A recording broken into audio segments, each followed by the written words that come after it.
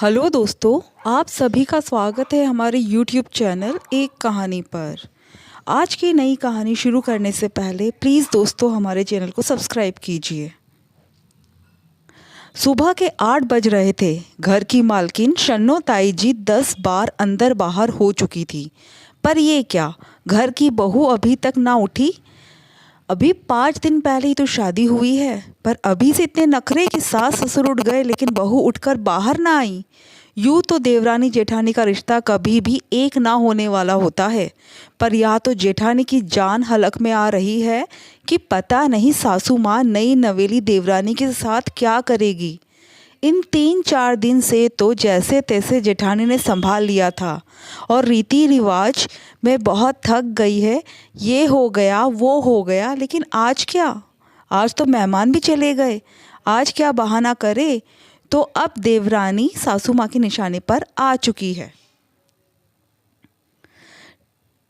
शन्नो ताई जी तो वैसे भी अपने तेज तर्रार स्वभाव और गुस्से के लिए पूरे घर में जानी जाती है। आज तक ताऊ जी की भी हिम्मत ना हुई ताई जी के सामने बोलने की। अपने इस गढ़ की वही अकेली रानी महारानी है, जहाँ सिर्फ उन्हीं का हुक्म चलता है। कोई कुछ बोलकर तो दिखा दे, उसकी शामत आ जाए। मैं तो खुद उनके गुस्से को देखकर डर रही हूँ। चलिए आपको मिलवाती हूँ अपने आप से। मेरा नाम मधुमिता है और मैं ताऊ जी के छोटे भाई की बेटी हूँ। मेरे माता पिता बचपन में चल बसे, इसलिए ताऊ जी ने ही मुझे पाला है। हालांकि ताई जी इसके पक्ष में नहीं थी, लेकिन लोक लाज के कारण उन्हें रखना पड़ा। पर सच बताऊं, लोक लाज जाए भाड़ के अंदर। मेरे पिताजी का हिस्सा भी तो था ना, इसलिए वह मुझे रखने को तैयार हो गई। क्या है ना कि शन्नो ताई जी थोड़ी लालची स्वभाव की है। फिर दोनों भैया भी तो मुझे बहुत चाहते हैं। हालांकि मुझे घर में किसी बात पर बोलने की इजाज़त नहीं है, पर अपने भाइयों और ताऊ जी की छाँव में मैं सुरक्षित रहती हूँ, क्योंकि ये लोग मुझे शन्नो ताई जी के गुस्से से बचा लेते हैं। घर में ताऊ जी, ताई जी, बड़े भैया नरेश और भाभी गीता, छोटे भैया अनिल और नई भाभी कंचन और मैं हूँ। बड़े भैया भाभी के एक बेटी है परी, जो सिर्फ 9 महीने की है। गीता भाभी बहुत ही सीधी सरल महिला है, वो भी मुझसे बहुत स्नेह रखती है। नरेश भैया और गीता भाभी की शादी में भी ताई जी ने खूब दहेज बटोरा था। हालांकि गीता भाभी के परिवार वाले कार ना दे पाए, बस यही बात ताई जी के मन में रह गई, इसलिए गीता भाभी पर गुस्सा थोड़ा ज़्यादा करती है। और इसी अरमान के साथ उन्होंने अनिल भैया भाभी की शादी कंचन भाभी से करवाई। हाँ, तो आते हैं असल मुद्दे पर। सुबह के 8 बज गए और नई बहू अभी तक उठकर कमरे के बाहर तक नहीं आई। कौन सास बर्दाश्त करेगी। बस ताई जी भी ऊपर नीचे हो रही है। एक बार तो बहू सामने आए, फिर बताती हूँ।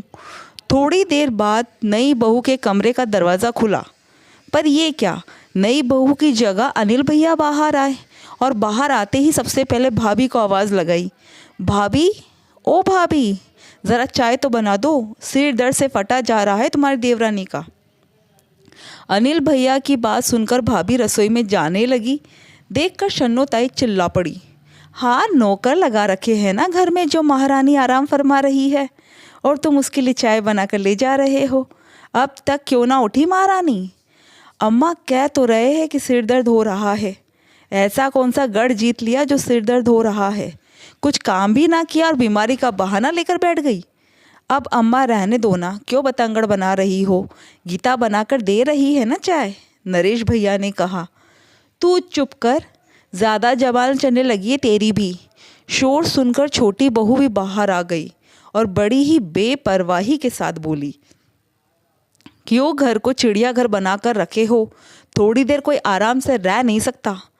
हाय दैया, कैसे ज़बान चल रही है। घर को चिड़ियाघर कह रही है, यही सिखाया तेरे माँ बाप ने। अम्मा, आपने तो बहुत कुछ सिखाया है, पर अभी थोड़ी तबीयत खराब है, इसलिए बताने का मन नहीं है। वैसे सुबह के 8 बज गए हैं, आपके घर में चाय क्या लेट बनती है। हाय राम, ये देखो आजकल की लड़कियों के लक्षण। तेरी अम्मा बाबूजी ने तेरे साथ कोई नौकरानी भेजी थी क्या, जो तेरे लिए चाय बनाएगी। घर की बहू हो तो बहू की तरह खुद जाकर चाय बनाओ। मैं क्यों बनाऊंगी चाय और क्यों करूंगी घर का काम। क्योंकि तू घर की बहू है और तुझे काम करना ही पड़ेगा। इस गलतफहमी में ना रहना अम्मा जी। आपने जो जो चीज़ें मांगी थी मेरे माँ बाप ने दी। आपको जब इतना दहेज दिया है तो घर का काम क्यों करूँगी? दहेज कोई नाचे गाए का दिया है क्या? अपनी नाक को दिया है तेरे पिता ने, समाज में अपनी इज्जत दिखाने के लिए। माफ़ करना अम्मा जी, जो मेरे पिता अपनी मर्ज़ी से देते तो वो अपनी नाक को देते, लेकिन आपने तो मांग मांग कर लिया है। शादी के ठीक 5 दिन पहले आपने कार की डिमांड कर दी। कोई कार 500,000 रुपये में तो आती नहीं थी जो खरीद कर दे दी, पर फिर भी मेरे पिता ने कार खरीद कर दी।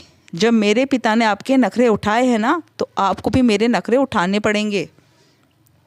ओहो, महारानी तो बहुत ही आसमान में उड़ रही है, सारे पंख कतरने आते हैं मुझे। अभी तेरे बाप को फ़ोन करके बताऊंगी ना तो। ऐसी भूल ना करना अम्मा जी।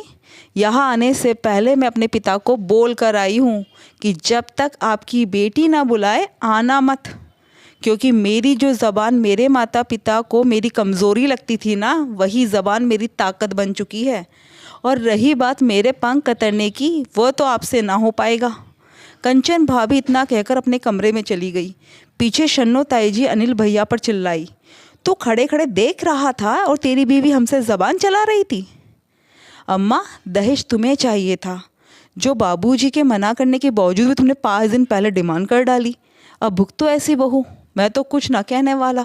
शन्नो ताई जी बड़बड़ाते ही रह गई, पर घर के बाकी लोग खुश थे कि अब ताई जी के गढ़ में सेंध मारने वाली आ चुकी थी। कंचन भाभी का व्यवहार हम सब के साथ बहुत अच्छा था और वो हमारे साथ मिलजुल कर काम भी करती थी, सबसे प्यार से बात करती थी। पर ताई जी से उनका 36 का आंकड़ा हमेशा रहा। ताई जी का बोला हुआ काम तो वो बिल्कुल नहीं करती थी। दोस्तों, आपको कहानी कैसी लगी कमेंट करके ज़रूर बताइएगा, और हाँ, हमारे चैनल को सब्सक्राइब ज़रूर कीजिएगा। Thank you.